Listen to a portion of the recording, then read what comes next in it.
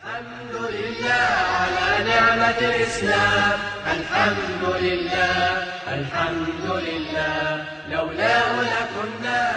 ابن عجیبه رحمت الله علیه یو عالم دی، د یو کتاب لري د ایقاظ الهمم په نامه. په دې کې د اعمالو د قبولیت نښې لیکلي دي. من علائم قبول الله للصلات، د یو بنده د لمانځه د قبولیت نښه څه شته؟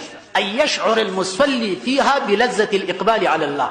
چې کله انسان پر لمانځه ولاړي فقط دغه تصور ورسره یي چې زه د الله سره ملاقات کوم. که چا په دغه کیفیت لمونځ کوي دا لمونځ عند الله قبول دی. نور تصورات مه راولي، یو خو غیر اختیاري تصورات دي. دا د قبول کړي لمانځه علامه ده. ومن علائم قبول الله مناسك الحج والعمره، د قبول حج او د قبول عمرې نښه څه ده؟ د قبول حج او د قبول عمرې نښه دا ده چې ته کله حرم ته داخل سولې ان تقطعه عن مشاغل الدنيا وهمومها، چې بس حرم ته داخل سولې د الله په محبت کې مستغرق سي، نور د دنیا د فکرو د غمو څخه خلاص سي. د قبول حج عمرې دغه علامه ده چې انسان داخل سو بس د الله په محبت کې انسان مستغرق سي. ومن علائم قبول الله لتلاوة القرآن، او د قبول کړي تلاوت نښه څه شته؟ ان يشعر القارئ انه واصل بين يدي الله، چې کله قاری د قرآن تلاوت کوي د ده سره دغه فکر ورسره زه د الله سره لین یم، متصل د الله سره خبرې کوم. علامه د اعمالو د قبولیت دا دی چې د انسان په حالاتو کې بدلون راسي. بدلون مهم دی، بدلون چې آهسته آهسته رافي انشاءالله به مخکې کار سمیږي. بله نښه د اعمالو د قبولیت دا دی چې انسان پر عمل دوام ولري. موقت بزرګني، مداومة العمل. کوم عمل ته چې ملا سواچ وي پر هغه عمل دوام وکړي. دا دوام کول خپله د الله د توفیق علامه ده.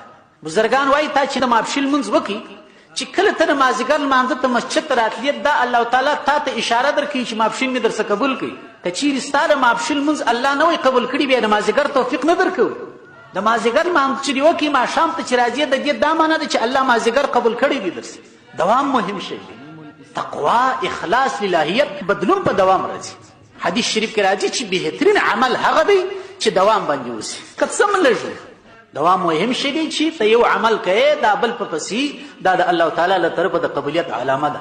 ځکه تاسې به اورېدلي چې بادار و مرۍ سره روان و، مسجد ته چې رانږدې سول نو مرۍ ورته وویل چې بادار سلامت، زه به یې 2 رکعته لمونځ وکړم. بادار وویل ورسه ژر ژر یې وکړه. بادار د باندې ولاړ دی، مرۍ یې وځنډېدې. ورغه کړي ظالمه دا اوس چا ټینګ کړی چې نه دې رپرېږدي، دا اوس څوک دي چې تا نه رپرېږدي، ژر راځه ناوخته دي. هغه وویل بادار سلامت هغه ذات ټینګ کړی یم چې تا دننه نه رپرېږدي.